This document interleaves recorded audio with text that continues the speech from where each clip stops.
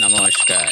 আপনারা দেখছেন এখন দাসপুর বার্তা। স্বাস্থ্য, শিক্ষা, বাল্য বিবাহ আদি বিষয়ে সচেতনতা সভা দাসপুরে 25শে জুলাই শনিবার দাসপুর 1 জিপি এলাকায় সামাজিক পরিষেবায় নিযুক্ত RCDS আশাকর্মীদের নিয়ে এক সচেতনতা সভা হয়েছে জিপি সভাকক্ষে।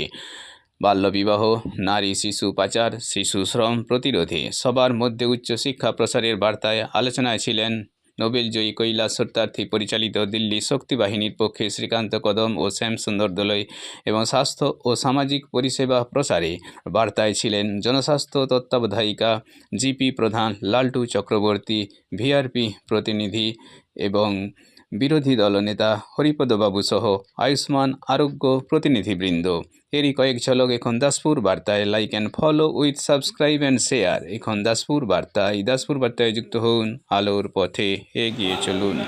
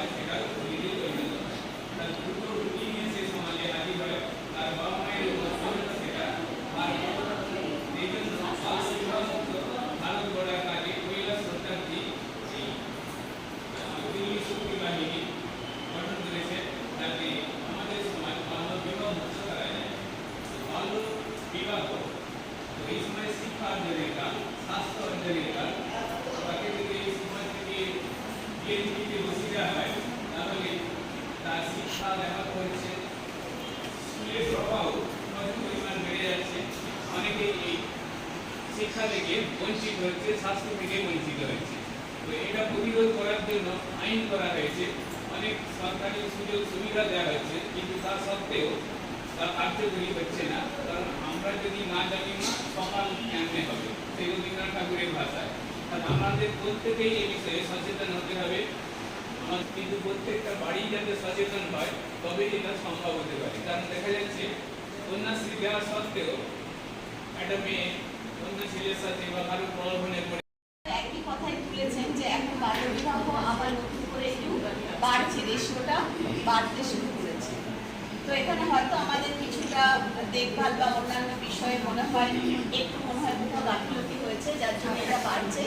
বা বাল্যবিবাহের ক্ষেত্রে তো একটা জিনিস আমরা সবাই জানি, আমরা একভাবে সরকারিভাবে ইনিশিয়েটিভ একরকমই নেওয়া হয়, কিন্তু বাস্তব চিত্রটা একদমই আলাদা।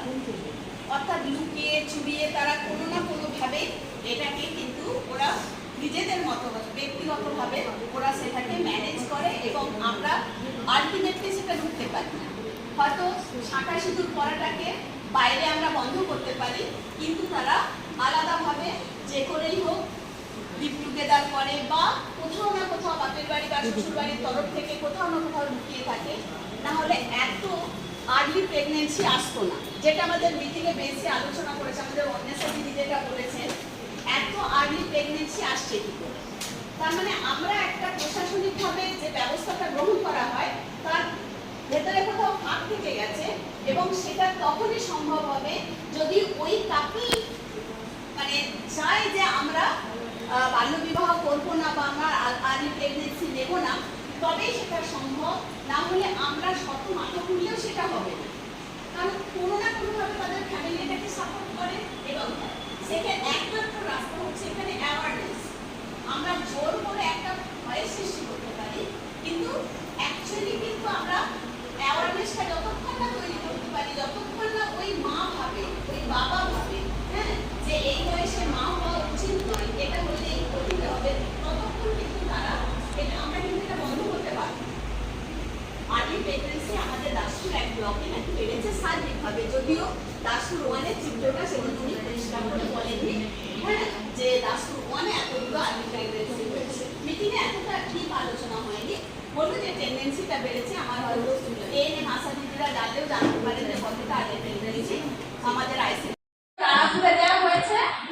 আর এখানে দুটো দেওয়া হয়েছে, 111, 114, অর্থাৎ নিচে আর ওখানে তা 70 জনের বেশি যাদের বেনিফিশিয়ারি ছিল তাদেরকেই অ্যাকচুয়ালি প্রথম হচ্ছে গ্যাসের কানেকশনটা দেওয়ার ব্যবস্থা করা হয়েছিল, সেক্ষেত্রে ক্লিয়ার হয়েছে। ওখানে তো হওয়ার কথা 249 হয়েছে। গ্রহণ করতে হচ্ছে, আমাদের কাজেরও সেক্ষেত্রে অনেকটা আমরা ব্যাঘাত ঘটছে। তবুও আমরা যতটা সম্ভব আমরা এলাকাতে আমাদের যে কাজগুলো আমরা করছি এবং যেটুকু বাকি আছে সেগুলো আগামী 4 দিনের মধ্যে আমরা কমপ্লিট করব। সঙ্গে সঙ্গে বলছি আমরা ওষুধ এবং অঞ্চল থেকে চুন, ব্লিচিং সমস্ত কিছু আমাদেরকে দেওয়া হয়েছে, আমাদের ওষুধ আছে, আমাদের সমস্ত কিছু যে মেটেরিয়াল যেটা লাগে সেটা আছে। কিছু কিছু ড্রেনগুলো এখন খুবই অবস্থা খারাপ আছে। আমি আমাদের প্রধান সাহেব আছেন, যারা দায়িত্বে আছেন, সবার কাছে অনুরোধ সেগুলোকে যদি একটু ম্যান পাওয়ার দিয়ে কিছু পরিষ্কার করে দিয়ে যায় তাহলে আমরা তালিকাটা দেবো, যেগুলো খুবই আমাদের অর্থটা যোগ করতে হবে। মেন যে এই অল্প বয়সী মেয়ের বিয়ে হওয়ার জন্য কীভাবে পরিবেশকে পরিষ্কার রাখা যায় সেটা প্রত্যেক আইসিডিএস দিদিমণিকে বলবো। আপনারা বিআরপির সাথে যোগাযোগ করে যেখানে আগাছা জন্মিয়েছে সেখানে যদি কোনো রকম পরিষ্কারের প্রয়োজন পড়ে আপনারা নিজেরা কতটা করতে পারলেন দেখবেন। যদি না পারেন আপনারা আপনার সংশ্লিষ্ট এলাকার যে বিআরপি আছেন বা ওখানে পঞ্চায়েত মেম্বার ওনাদের মাধ্যমে আপনারা গ্রাম পঞ্চায়েতে জানাবেন, আমরা চেষ্টা করব।